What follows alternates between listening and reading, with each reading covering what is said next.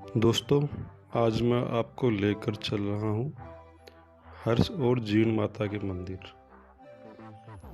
आप सोच रहे होंगे कि मैंने पहले हर्ष का नाम क्यों लिया, तो मैं आपको बताता हुआ चलूँ कि यह मान्यता है कि श्रद्धालुओं को पहले हर्ष मंदिर और फिर जीण मंदिर के दर्शन करने चाहिए। इसलिए हमने भी सोचा क्यों ना हम भी मान्यताओं में विश्वास रखते हुए पहले हर्ष मंदिर चलें। दोस्तों, मैं आपको हर्ष मंदिर के दर्शन करवाऊं, उससे पहले यहाँ की भौगोलिक स्थिति से रूबरू करवाना चाहूँगा। उसके बाद मैं आज आपको हर्ष और जीण माता की कहानी सुनाऊंगा। राजस्थान के हृदय स्थल सिक्कर शहर के पास औरण पर्वतों के बीच एक मंदिर है जो प्राचीन लोक कथाओं में डूबा हुआ है और अनगिनत भक्तों द्वारा पूजनीय है। यह मंदिर देवी दुर्गा की दिव्य अभिव्यक्ति जीण माता का घर है, जिनकी कृपालु दया दृष्टि विभिन्न समाजों और समुदाय के ऊपर हमेशा से रही है।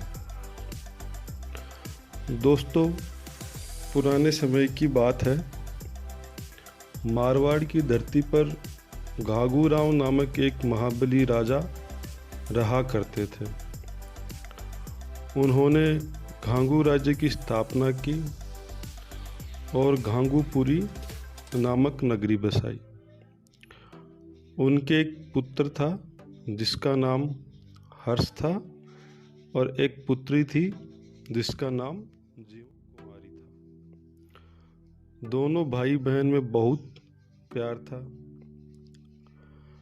बचपन से ही जीवन माँ जगदम्बा की बहुत बड़ी भक्त थी।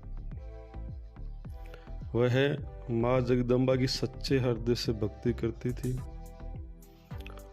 जीवन को उनके माता पिता और भाई हर्ष जीण नाम से बुलाते थे। वह आगे चलकर जीण नाम से विख्यात हो गई। जीवन के भाई हर्ष का विवाह आभल्दे के साथ हुआ। विवाह के कुछ समय बाद दुर्भाग्यवश हर्ष के पिता बीमार हो गए। अपने अंतिम क्षणों में उन्होंने अपने पुत्र हर्ष से कहा, तुम्हारी बहन जीण बहुत भोली है। वह हमेशा माँ जगदम्बा की भक्ति में खोई रहती है। उसे दुनियादारी के बारे में कुछ पता नहीं है। बेटा, अगर तुम्हारी बहन से गलती से भी कोई भूल हो जाए तो उसको समझाना और उसके साथ रहना तुम्हारी जिम्मेदारी है।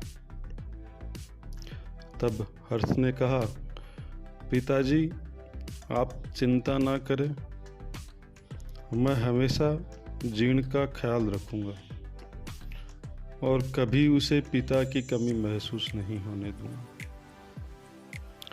जीण के पिता के मरने के बाद जीण की माँ भी क्षय रोग से पीड़ित हो गई। उन्होंने भी मरते हुए हर्ष से जीण का ख्याल रखने का वचन लिया। तब हर्ष ने अपनी माँ को भी वचन दिया और कहा कि मैं हमेशा जीण का ख्याल रखूंगा। इस प्रकार से दोस्तों, हर्ष और जीवन कुंवरी के माता और पिता की मृत्यु हो गई। कुछ समय बाद की बात है। जीण अपनी भाभी के साथ सरोवर पर जल लेने गई थी। वहीं भाभी और ननद में इस बात को लेकर विवाद हो गया कि हर्ष किससे अधिक स्नेह करता है। दोनों में यह तय हुआ कि हर्ष पानी का मटका जिसके सिर से पहले उतारेगा वही हर्ष का अधिक प्रिय होगा। दोनों जब घर पहुंचे तो शर्त से अनजान हर्ष ने पहले अपनी पत्नी के सिर से मटका उतारा। इससे जीर्ण नाराज हो गई और उसे लगा कि भाई उससे कम स्नेह करता है। इससे उसका मोह खत्म हो गया और अरावली के काजल शिखर पर पहुंचकर तपस्या करने लगी। तप के प्रभाव से शिखर में देवी का वास हो गया। दूसरी ओर जब जीर्ण के भाई हर्ष को शर्त की बात पता चली तो वह बहन को मनाने काजल शिखर पर लेने पहुंचा, लेकिन बहन के घर लौटने से मना कर दिया। वहां जाकर दोनों भाई बहन निस्वार्थ भक्ति करने लग गए। जीर्ण माता के ओरण में तप करती और हर्ष भैरव मंदिर में तप करता था। काफी वर्षों के बाद एक दिन माता जयंती भाई बहन के तप को देखकर प्रकट हुई। तब माता ने भाई बहन को वरदान मांगने को कहा। तब जीर्ण ने कहा कि मैं आपके स्वरूप में विलीन होना चाहती हूँ।